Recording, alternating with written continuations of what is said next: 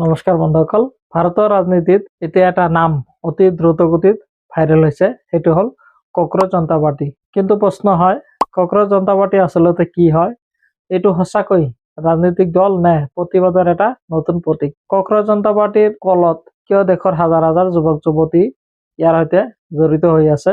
Exam paper leak আৰু শিক্ষা ব্যৱস্থাৰ সৈতে কিয় এই আন্দোলনৰ প্ৰতিবাদ কৰি কেন্দ্ৰীয় শিক্ষামন্ত্ৰী ধৰ্মেন্দ্ৰ প্ৰধানৰ পদত্যাগ দাবী কৰিছে আৰু কিয় দিল্লীৰ ৰাজপথত লাহে লাহে এই আন্দোলন ইমান ডাঙৰ ৰূপ লৈছে?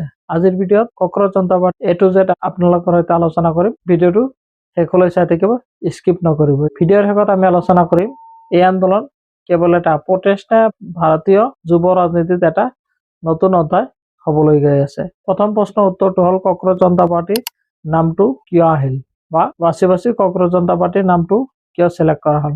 প্ৰথমতে শুনিলে নামটো আচৰিত লাগে। কক্ৰজ জনতা পাৰ্টি সাধাৰণতে ৰাজনৈতিক দলৰ নাম শুনিছে বিজেপি, কংগ্ৰেছ বা আম আদমি পাৰ্টি বা অন্যান্য পাৰ্টি, এনেধৰণৰ নাম মনলৈ আহে। কিন্তু কক্ৰজ অৰ্থাৎ তেতেলী নামক এটা প্ৰতিবাদী মুভমেণ্টৰ প্ৰতীক হিচাপে ব্যৱহাৰ কৰা হৈছে। এই নামৰ আঁৰত আছে এটা অপমানজনক মন্তব্যৰ প্ৰতিক্ৰিয়া।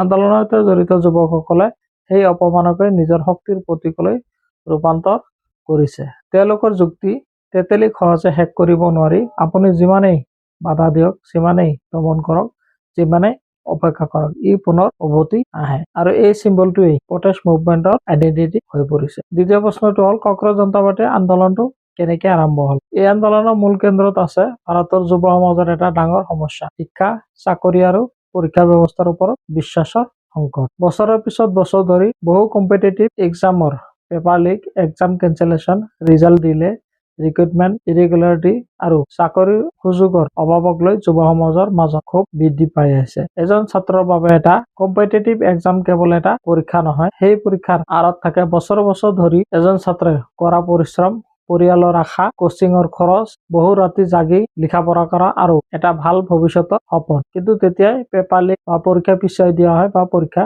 নহয়, অন্যান্য সমস্যা দেখা দিয়ে। হাজাৰ হাজাৰ যুৱকৰ সপোন ভাঙি যায়। এই ছবি লাহে লাহে বৃহৎ প্ৰতিবাদলৈ ৰূপান্তৰিত হৈ আছে। এক্সাম পেপাৰ লিক কিয় আন্দোলনৰ মূল বিষয় হৈ গৈছে? এই আন্দোলনৰ অন্যতম কেন্দ্ৰীয় দাবী হৈছে পৰীক্ষা ব্যৱস্থাত সম্পূৰ্ণ ট্ৰেন্সপেৰেন্সি আৰু একাউণ্টেবিলিটি লৈ অহা। প্ৰতিবাদীসকলৰ অভিযোগ, যদি কোনো পেপাৰ লিক হয়, পৰীক্ষা বাতিল হয়, যদি হাজাৰ হাজাৰ ছাত্ৰ ছাত্ৰীৰ ভৱিষ্যত ক্ষতিগ্ৰস্ত হয়, তেন্তে ইয়াৰ দায়িত্ব কোনে ল'ব বা ইয়াৰ বাবে দায়ী কোন? কেৱল কিছুমান অফিচাৰ বা অফিচিয়েল মানুহ গ্ৰেপ্তাৰ কৰি দায় সাৰিলে নহব। এই সমস্যাৰ মূল সমাধান কি আছে বা ইয়াৰ সমাধান কি? প্ৰতিবাদকাৰীসকলৰ মতে পেপাৰ লিক কেৱল এটা ক্ৰিমিনেল এক্টিভিটি নহয়, ই সমগ্ৰ চিষ্টেমৰ ওপৰত বিশ্বাস নষ্ট কৰে। কক্ৰজ জনতা পাৰ্টিৰ মতে কঠোৰ তদন্ত বা শিক্ষামন্ত্ৰী ধৰ্মেন্দ্ৰ প্ৰধানৰ পদত্যাগ, আন দোষীৰ শাস্তি, fast track legal process, exam security reform, ষ্টুডেণ্টৰ কম্পনচেশ্যন আৰু মিনিষ্টেৰিয়েল একাউণ্টেবিলিটি। আপোনালোকে জানে এই আন্দোলন লাহে লাহে নেশ্যন ৱাইড, ভাৰতৰ ৰাজধানী দিল্লীত থমকি থকা নাই, বিভিন্ন ৰাজ্যৰ ৰাজধানীকে ধৰি বিভিন্ন ডাঙৰ ডাঙৰ চিটিবিলাকত এই আন্দোলন সিঁচৰিত হৈ গৈছে, মানে নেশ্যন ৱাইড হৈ গৈছে। এই আন্দোলনৰ মূল হাংগাৰ ষ্ট্ৰাইক কৰা সোনাম ৱাংচুকক দিল্লীৰ পুলিচে হস্পিটেললৈ লৈ গৈছে। তেওঁ হস্পিটেলতে হাংগাৰ ষ্ট্ৰাইক অব্যাহত ৰাখিছে। গতিকে কক্ৰজ জনতা পাৰ্টিৰ আন্দোলন কিমান দিন বা কিমান দূৰলৈ যাব পাৰে, সেয়া আগলৈ ৰাইজে প্ৰত্যক্ষ কৰিব বা প্ৰত্যক্ষ কৰা বিষয়। এই বিষয়ত আজিৰ ভিডিঅ'টো ইয়াতে সমাপ্ত কৰিলো। ভিডিঅ'টো ভাল লাগিলে লাইক কৰি দিব। এই আন্দোলন সম্পৰ্কে আপোনাৰ নিজৰ মতামত দাঙি ধৰিবলৈ কমেণ্ট বক্সত কমেণ্ট কৰিব। লগতে ভিডিঅ'টো শ্বেয়াৰ কৰিবলৈ নাপাহৰিব। ধন্যবাদ। Thank U.